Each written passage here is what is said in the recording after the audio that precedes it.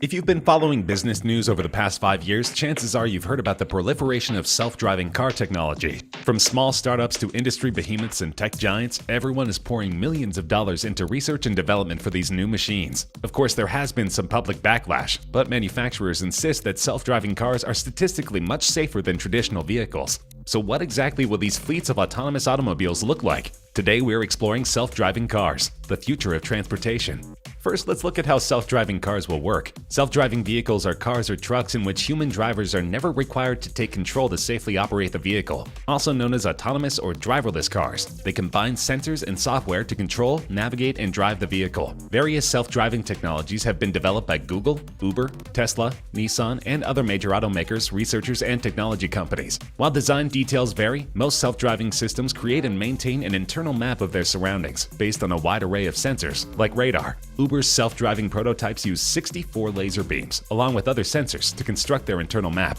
Google's prototypes have at various stages used lasers, radar, high-powered cameras, and sonar. Software then processes these inputs, plots a path, and sends instructions to the vehicle's actuators, which control acceleration, braking, and steering. Hard-coded rules like obstacle avoidance algorithms, predictive modeling, and smart object discrimination, for example knowing the difference between a bicycle and a motorcycle, help the software follow traffic rules and navigate obstacles. Partially autonomous vehicles may require a human driver to intervene if the system encounters uncertainty. Fully autonomous vehicles may not even offer a steering wheel. Essentially, self-driving cars are at the point where they can safely drive under ideal conditions. But what about when it's snowing and the car's sensors are coated in ice? Manufacturers are trying to make a series of redundancies to ensure that if one system fails, there are several others to pick up the slack. This is easier said than done, and the failure to ensure safety would spiral into a liability nightmare. So what are some of the precautions these vehicles take to ensure driver safety? First, radar sensors dotted around the car monitor the position of vehicles nearby. Next, video cameras detect traffic lights, read road signs, and keep track of other vehicles, while also looking out for pedestrians and other obstacles. In addition, LiDAR sensors help to detect the edges of the roads and identify lane markings by bouncing pulses of light off the car's surroundings.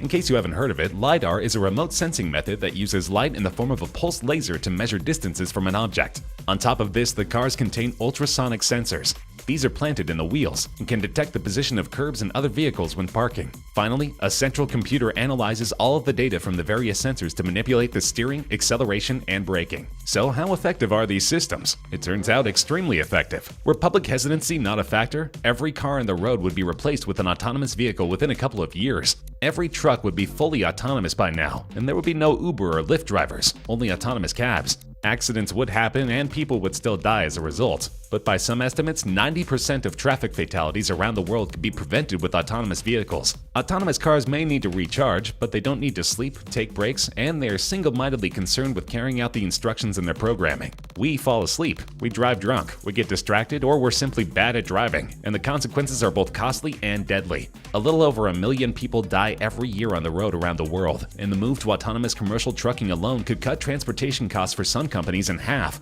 Yet the public is not convinced, and they become more skeptical with each report of an accident involving a self-driving car. Most famously, one of Uber's self-driving prototypes killed a pedestrian in 2018. This was a huge public relations setback for the whole industry, but manufacturers are taking every possible precaution. On top of the impressive list of technological features, scientists are also using AI to teach cars how to drive. A novel model developed by MIT and Microsoft researchers identifies instances in which autonomous systems have learned from training examples that don't match what's actually happening in the real world. Engineers could use this model to improve the safety of artificial intelligence systems, such as driverless vehicles and autonomous robots. The AI systems powering driverless cars, for example, are trained extensively in virtual simulations to prepare the vehicle for nearly every event on the road. But sometimes the car makes an unexpected error in the real world, because an event occurs that should but doesn't alter the car's behavior. It's unclear exactly how much these cars will retail for when they're finally available, but it stands to reason that they won't be cheap, at least initially. Even though Google's Waymo division just cut down their LiDAR construction by 90%, the vehicles will inevitably be pricey to recoup their massive investments. However, there's at least one bit of good news for consumers. Experts believe that driverless cars will likely cruise around cities to cut down on the cost of parking. Even factoring in wear and tear, gas mileage, depreciation, and maintenance, most people believe it will only cost 50 cents an hour to cruise, much less expensive than even the cheapest paid parking.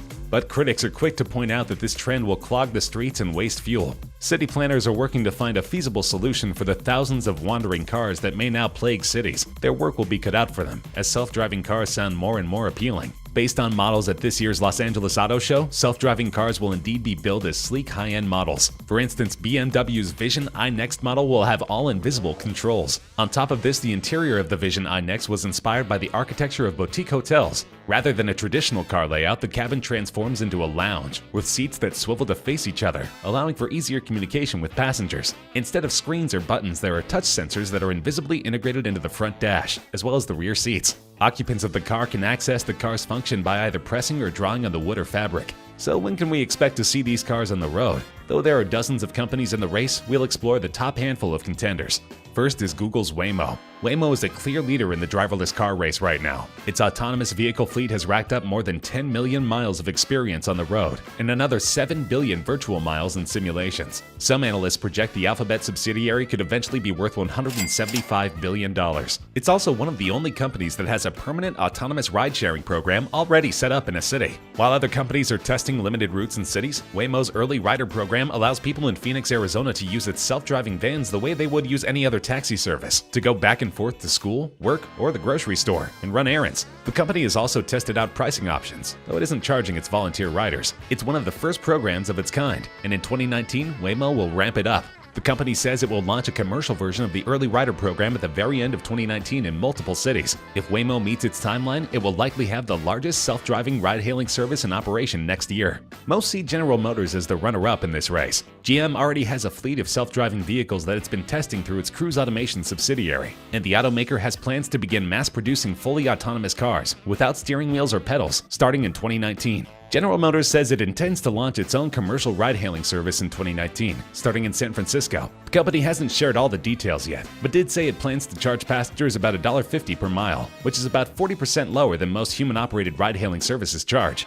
And coming in third place is Uber. Uber is no stranger to the ride-hailing business, of course, and it has always had its eye on developing self-driving technologies, with the idea that it would eventually launch an autonomous version of its popular service. Those hopes were stalled after one of the company's autonomous vehicles was involved in a fatal crash in Arizona earlier this year. Shortly after that, Uber paused its program, which left its autonomous vehicle ambitions up in the air. But recently, the company applied for approval in Pennsylvania to begin testing its self-driving vehicles again. The company says it has improved its software and that its systems now detect people and objects sooner and react to them faster.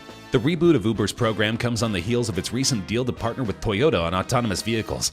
So, will 2019 be the year of the self-driving car? Only time can tell. Elon Musk claimed that he would have autonomous cars on the road by 2018, and now that deadline has come and gone. Perhaps this is the year it all becomes a reality. While most companies are focusing on driverless rideshare programs, it turns out there are many more applications for the industry. For instance, America's largest grocery store chain Kroger just launched a program offering fully driverless deliveries. Kroger is using unmanned autonomous vehicles to deliver groceries in Scottsdale, Arizona. The company has a partnership with Nuro, a Silicon Valley startup that offers a self-driving service. Customers will be able to use the service by placing an order on the Fry's Food Store's mobile app or website. When you place an order, you can choose from same-day or next-day delivery. The service is available 7 days a week for a $5.95 flat fee with no minimum order requirement. For now, you can only use it in Scottsdale, Arizona, but it may expand in the future. Initially, these deliveries were made by Toyota Priuses that Nuro had outfitted with sensors and software. There were also safety drivers behind the wheel. Nuro says it has made 1,000 deliveries using these vehicles since August. Nuro isn't the first company to offer autonomous delivery services. Competitors like Marble and Starship have been offering autonomous vehicle deliveries for a while, but those startups have built robots designed to operate on sidewalks, which means they mostly move at walking speeds.